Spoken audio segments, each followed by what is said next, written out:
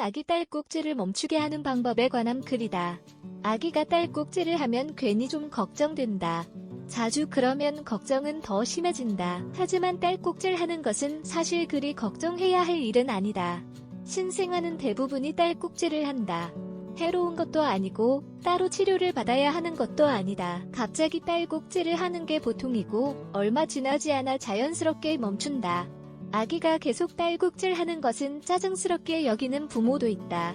딸꾹질 하는 게 걱정할 만한 증상은 아니라도 해도 멈추게 할 방법을 찾기 마련이다. 아기 딸꾹질을 몇 분 만에 멈추게 하는 방법이 정말 있다. 지금부터 그 방법을 소개한다. 딸꾹질은 횡격막이 반복적으로 갑자기 수축될 때 생기는 증상이다. 횡격막은 복부에서 폐를 분리하고 호흡에 중요한 역할을 한다. 딸꾹질이 날 때에는 숨을 들이마시는 것 대신 내뱉게 된다. 성대도 닫혀있어 딸꾹질의 특이한 소리, 떡하는 소리가 나는 것이다. 보통은 조금 있으면 멈춘다. 딸꾹질을 해도 뭔가 위험한 상황은 아니며 호흡을 방해하는 것도 아니다. 아기가 딸꾹질을 하는 이유 사실 아기가 딸꾹질을 하는 이유는 분명하게 밝혀진 바가 없다. 몇 년 동안 몇 가지 이론이 제안되었을 뿐이다.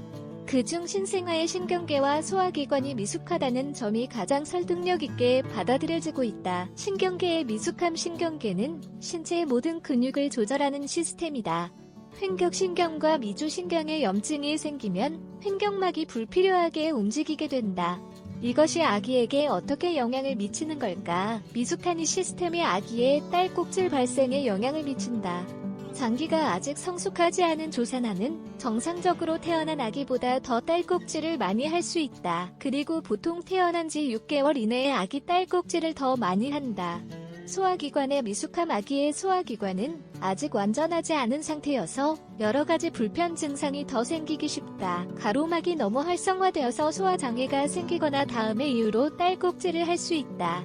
아기가 젖을 빨고 있을 때 공기가 들어가 위가 팽창함 아기가 젖을 제대로 빨지 못해 공기가 들어감 아기에게 맞지 않는 젖꼭지를 물림 젖꼭지 구멍이 너무 크거나 작은 경우 부적절한 자세로 아기에게 젖을 먹인 경우 위식도 역류 불안이나 스트레스 위온도 변화 젖을 먹인 후 트림을 하지 않았는데도 그냥 눕힌 경우 아기에게 부적절한 음식을 먹인 경우 아기 딸꾹질을 멈추게 하는 방법 아마 딸꾹질을 한다 해도 몇 분 있으면 멈출 것이다.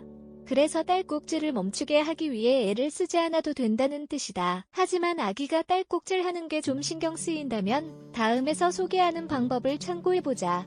이 방법을 따라 한다고 해서 바로 딸꾹질이 멈추는 것은 아니다. 그리고 모든 경우에 다 효과적인 것도 아니다. 하지만 한번 시도해볼 만한 가치는 있다고 할 수 있다. 다음은 가장 일반적인 방법들이다. 신생아의 경우 모유 수유하는 방법과 딸꾹질을 하는 것과 밀접하게 연관되어 있다. 그래서 아기가 너무 배고프기 전 차분한 상태일 때 수유하는 게 좋다. 그러면 아기가 천천히 젖을 빨 것이고 이 과정에서 공기가 들어가지 않을 것이다. 아기가 무엇인가를 먹을 때 딸꾹질을 하면 먹이는 자세를 바꿔야 한다. 아기가 트림하게 두드려주고 긴장을 풀게끔 안아주는 게 좋다. 딸꾹질이 멈출 때까지 기다렸다가 수유하는 게 가장 좋다. 아기가 너무 빨리 먹으면 잠시 멈추었다가 몇 분 후에 다시 먹이는 게 좋다. 아기가 무엇을 먹을 때 공기가 들어가는 것을 막기 위해서다. 아기가 젖을 다 먹은 후에는 아기를 잠시 세워두는 게 좋다. 공기를 배출하기 위해서다. 온도가 바뀌어도 딸꾹질을 할 수 있다. 아기를 따뜻한 상태로 있게 하고 아기가 있는 환경은 급작스럽게 바뀌지 않는 것이 좋다. 딸꾹질을 한다고 해서 아프거나 하지는 않다. 하지만 아기가 심하게 울면서 딸꾹질을 하거나 딸꾹질이 몇 시간 동안 지속되면 병원에 데리고 가봐야 한다.